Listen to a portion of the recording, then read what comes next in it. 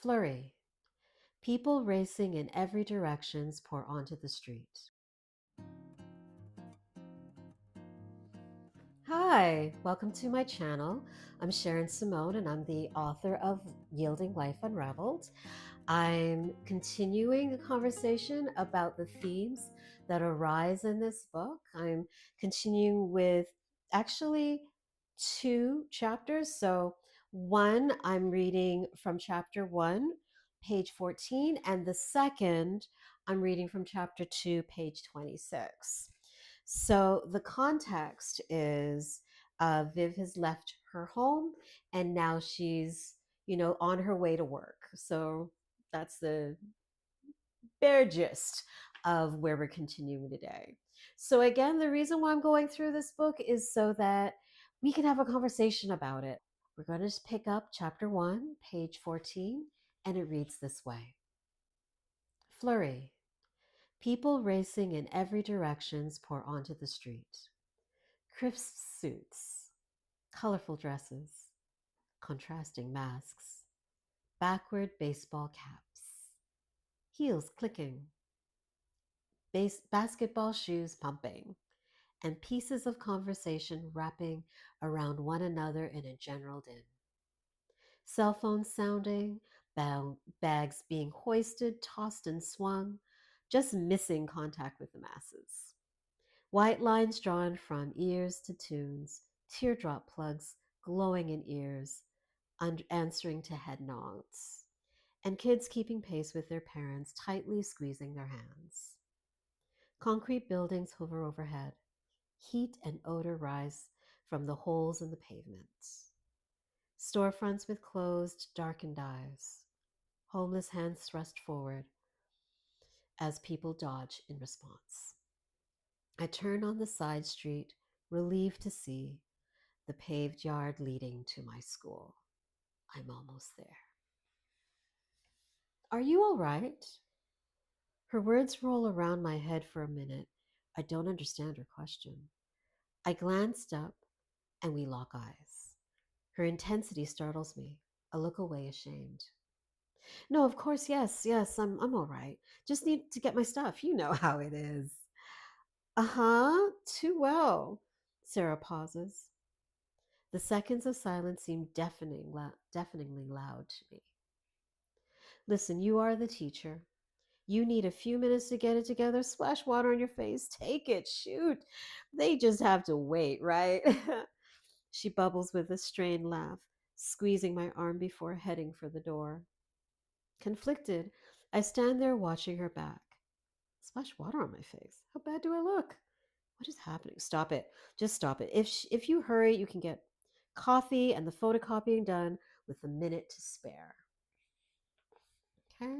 So again, you see the beginning of Viv's day. The first episode we went over the beginning of her day at home, and now you see the beginning of her day when she's starting work and how self-conscious she is, after being having this encounter with Sarah about how she looks or appears to be ready or not ready for her class that she's about to start. So the second page I wanted to read with you is page 26. And so now she's left school and she's on her way where we're not sure yet. So I'm going to read from the top of the page, which starts with this question. What do I want to eat? Burgers, pasta, West Indian, Thai? I slow to a halt at the light. I briefly catch a glimpse of myself in the rearview mirror. I look wrecked. I look wretched. Maybe I should eat in the car. Drive through, definitely drive through. I follow the road southbound. The traffic isn't too heavy, but I decide to stay in the right lane and take my time. Driving further and further from my house, the tension slowly loosens its grip on my neck. I wipe my fingers under my eyes and blink. I'm in a rush to nowhere in particular, and it feels oddly comforting. This is my time, mine. I'm going to find something to eat and enjoy it. I try to convince myself I'm going to be all right. I'll find a place to eat and feel better. I fix my gaze far down the road. It's been a long time since I went down the street. It's changed a lot. I don't recognize most of these buildings. It's become trendy. It's been barely half an hour, and I've passed at least 5 coffee shops. You know, it's a trending area when the coffee culture is blatant. I laugh lightly to myself. A whole lot of caffeine. I drive aimlessly. I pass burger joints, Italian restaurants, and Indian cuisine. Nothing entices me to stop. Despite the constant rumbling, I can't make up my mind. Nothing seems good enough for me to stop. Nothing seems good. The pain in my head is now a gray drone I've grown used to. Being in control of the wheel is soothing. I'm not ready to give up the drive. One community blends into another. The sound floats past me in droves. Car radio buzz, storefront Latin beats, fragments of conversation, cell phone ringtones, dogs barking, and laughter float in and out of my car window with every passing block. Houses to lofts to malls to high rises, I pass them all on my journey. Time slips by. I follow the road as it curves along the lakefront.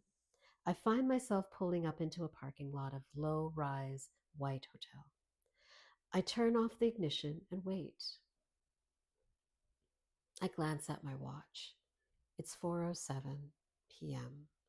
I look up and I stare at the hotel. Lethargically, I lift the passenger window buttons first, then close the driver's side window. I sit, waiting. Lifting my bag, I slowly open the car door and step out. So, those are the 2 pages I wanted to focus on in this episode. The first one, you get a sense of her having to rush to school. She's going through the motions, passing all these different people that she doesn't know. They're just strangers, also rushing in the commute. And then when she gets to school, she's distracted. And when it's called to her attention that she looks a certain way, that she can realize that this is, how she's feeling inside is also showing on the outside. And that makes her feel shame.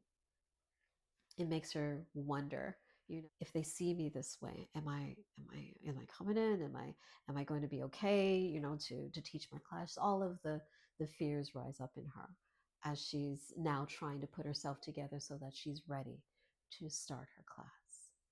And in the second part, after school is finished, she decides to take a drive, and it leads her through different communities. Again, all these different people and sounds and smells, and she's in her safe bubble of a car. And it makes her think about, okay, where exactly should I go? What should I eat? All of the decisions she has to make, and it's overwhelming for her. So she ends up stopping in a hotel parking lot and decides to see where she might be able to take a break from it all. So, when I was reading this, I was rethinking about, well, what was it like when I did live and work in Toronto, and what did my days look like? How I did that every day, 5 days a week, and I never necessarily saw the same people. And even if I did, we never made eye contact. You're anonymous in a crowd, you're alone in a crowd, and how that impacts. The second part was the drive, how I miss driving. I don't know about you, but I love my car. My car is my safe place. It's where I like to go, put on my tunes, and feel like I have a chance to just be. So, my questions for you are: how do you make sure that you are grounded and you're not just going through the motions when you start your day?